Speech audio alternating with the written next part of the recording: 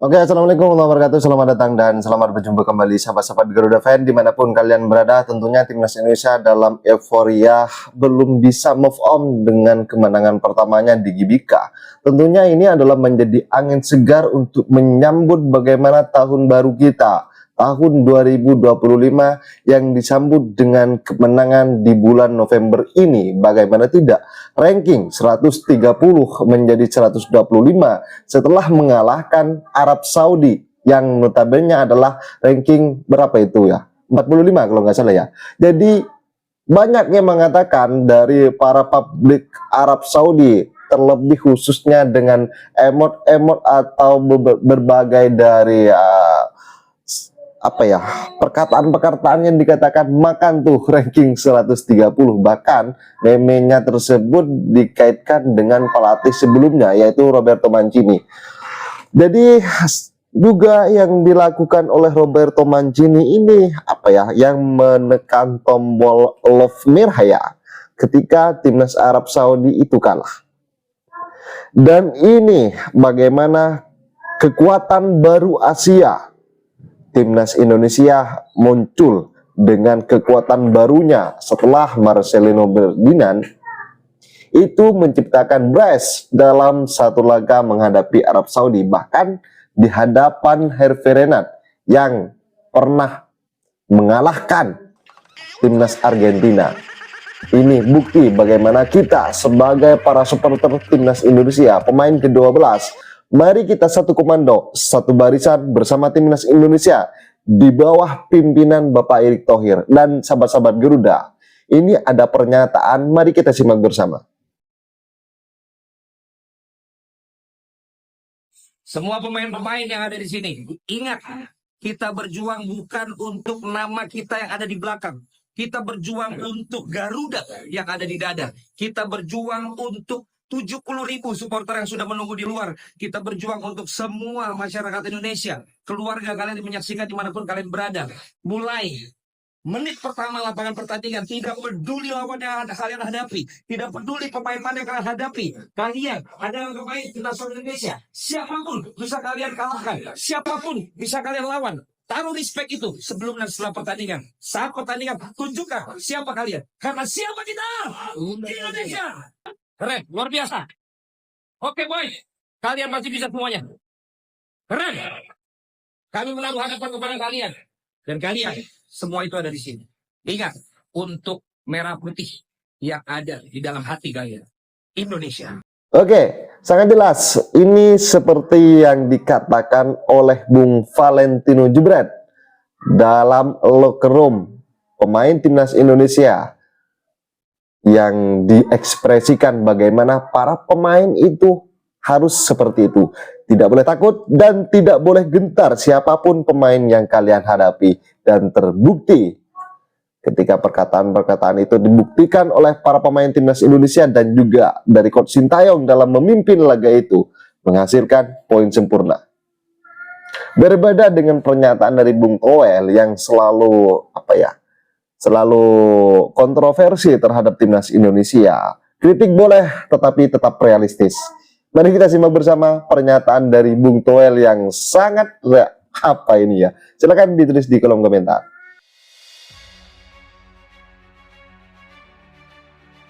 Nah, jadi ini nggak akan gampang juga besok buat timnas Indonesia. Kalau seperti matematika, kemarin di kandang Arab kita draw 1-1, sekarang di kandang. Nah, kalau sepak bola sesederhana itu, ya menurut saya sih nggak ada menariknya gitu loh.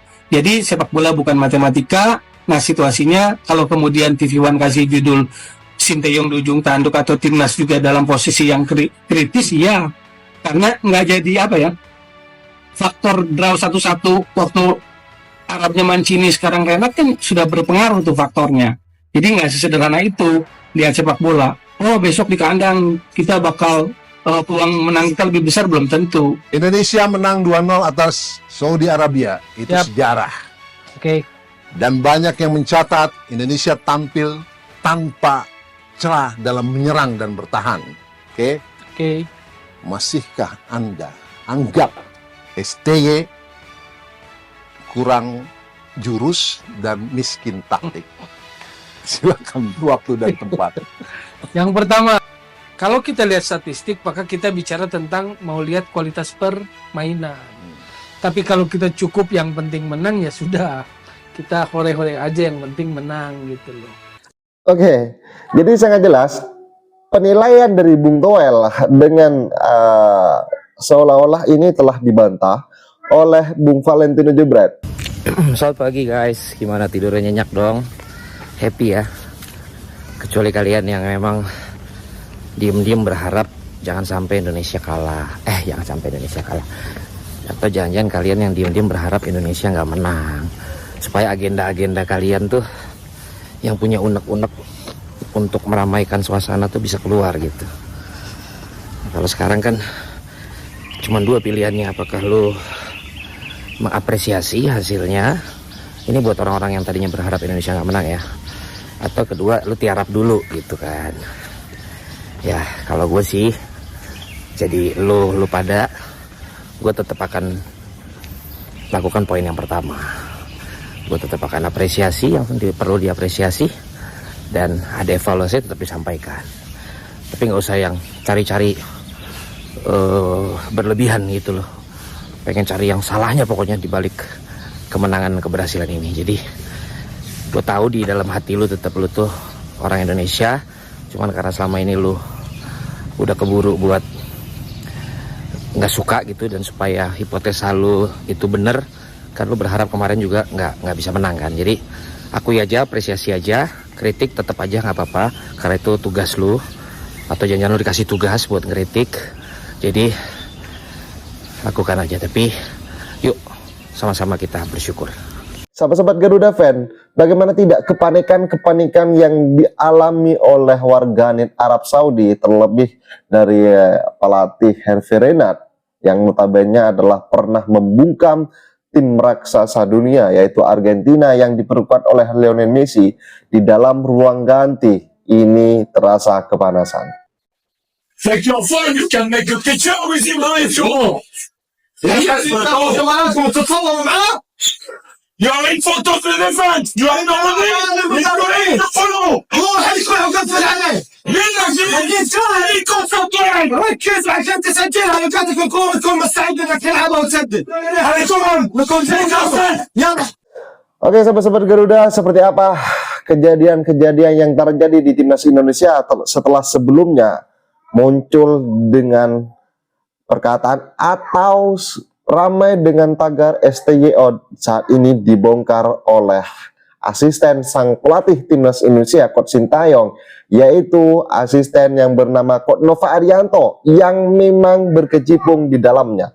Tapi kalau untuk saya harus klarifikasi ini Coach Nova, karena ini liar banget di sosial media soal adanya isu keretakan pemain.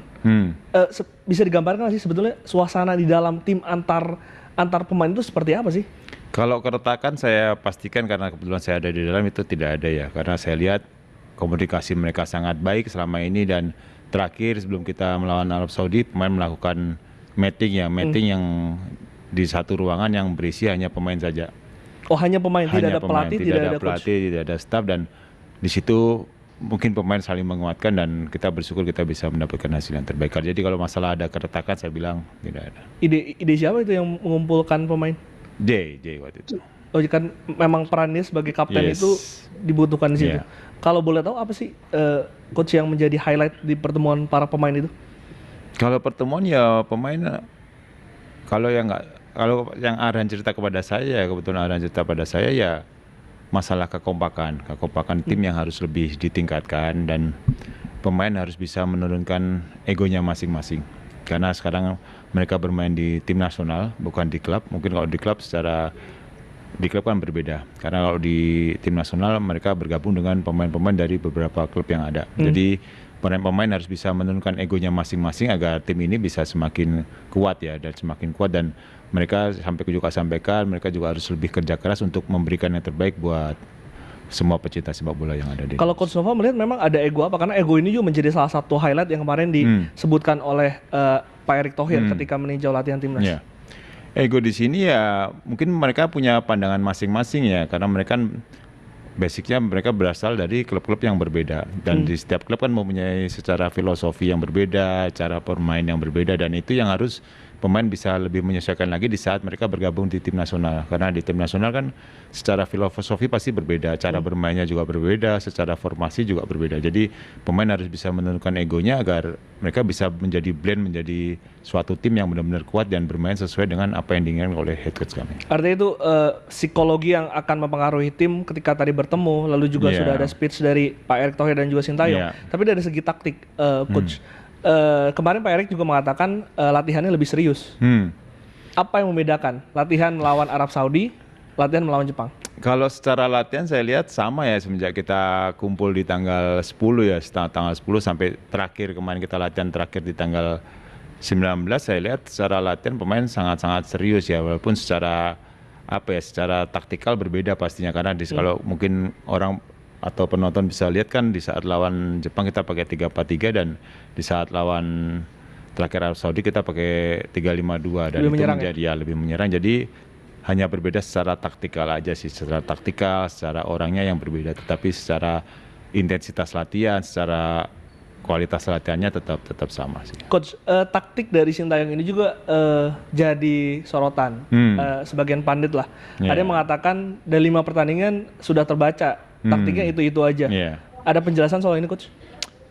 Mengenai taktik memang kita bicara ya, kita selalu melakukan meeting sebelum 3 hari atau 4 hari sebelum pertandingan. Contoh kita lawan Jepang, sebelum lawan Jepang kita 4 hari sebelumnya kita udah melakukan meeting dan kita sampaikan apa yang lebih baik, taktik apa yang kita pakai, termasuk siapa-siapa yang akan mengisi pos-pos yang akan dimainkan. Jadi itu menjadi keputusan bersama, terutama dari pelatih kepala kami ya, kita pakai taktikal apa, kita pakai formasi apa, menyesuaikan dengan lawan yang akan kita hadapi.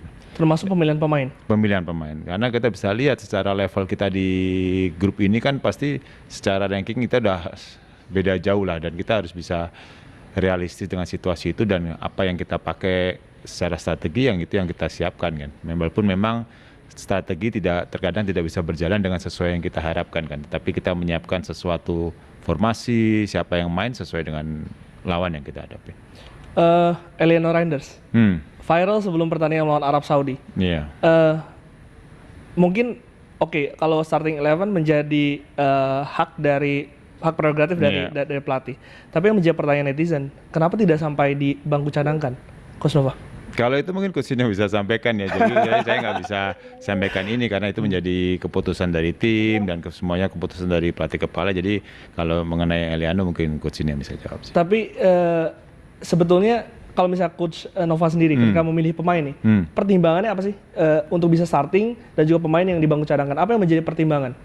Yang pertama kita melihat dari jam bermain mereka di klub. Berapa menit mereka bermain, selalu ada catatan dari tim analis kami, berapa menit mereka bermain, lawan siapa saja, itu menjadi acuan kami. Yang kedua ya formasi apa yang kita pakai. Kan formasi bisa 3-5-2, mungkin 4-3-3 atau formasi apa saja lah. Tapi kita menyesuaikan dengan lawan yang akan kita hadapin dan termasuk stok pemain yang kita punya. Contoh kemarin kita miss nggak bisa datang, tapi ada Kevin yang baru datang. Oh kita pakai formasi ini, oh kita pakai Kevin di sini, atau oh nggak ada miss kita pakai Rido atau pakai Justin di sini. Itu menjadi banyak pertimbangan yang diambil dari coaching staff ya. Sekali lagi ya situasinya kan kita selalu nggak bisa tahu di pertandingan yang kita persiapkan itu apakah sesuai dengan game plan yang kita buat, termasuk pemain. Pemain kan kita nggak tahu sebelum main dia akan main bagus atau nggak besok. Bisa suatu ketika kita pasang si A misalnya, ternyata di pertandingan si A jelek. Tapi kita sebelum pertandingan kita nggak tahu si A akan bermain jelek kan. Jadi semuanya sudah dipersiapkan, ya itu sekali lagi nggak bisa yang terkadang semuanya bisa bermain sesuai dengan game plan. Termasuk misalnya di tengah pertandingan lawan berubah formasi ya kita harus mengikuti situasinya. Jadi itu yang terjadi, nggak bisa yang kenapa ini nggak main, kenapa pakai formasi ini, itu sebenarnya menjadi keputusan dari kami dari coaching. Karena pada akhirnya yang paling mengetahui kondisi pemain dan juga taktik itu adalah pelatih. Bukan netizen ya? Oh iya. Coach Nova, tapi respon dari Eliano sendiri, pengen tahu dong setelah kemarin mungkin kondisinya seperti itu, dan mungkin kalau sebagai pemain profesional seharusnya kan menghormati apa yang dilakukan oleh coach. Tapi kan adanya juga ya kompor-kompor lah dari netizen gitu. Kalau melihat dari Eliano sendiri, kecewa pasti. Sebagai pemain, kita juga pernah jadi pemain, kecewa pasti. Tapi saya lihat Eliano menjadi pemain yang cukup profesional ya. Jadi selama latihan dia pernah menunjukkan gestur-gestur yang menunjukkan dia kecewa. Jadi dia tetap latihan dengan apa yang Coach mau, apa yang ditaruh di bek kanan atau taruh di sayap. Dia pun melakukan latihan dengan sangat-sangat serius, dan itu yang saya lihat secara mental, secara psikis. Eliano mungkin kecewa, tapi dia sangat profesional untuk mengikuti setiap latihan yang diberikan oleh Coach. Oke, sahabat-sahabat Garuda fans, saya rasa cukup statement barusan. Jadi bagaimana tanggapan kalian? Silahkan ditulis di kolom komentar. Dan jangan lupa like dan subscribe channel ini agar kalian tidak ketinggalan informasi penting khususnya Timnas Indonesia. Salam sepak bola keren, salam sepak bola bersih. Bersama Bapak Erick Thohir, Timnas Garuda Jaya. Bersama Bapak Erick Thohir, Timnas Garuda terbang tinggi. Bersama saya, salam olahraga.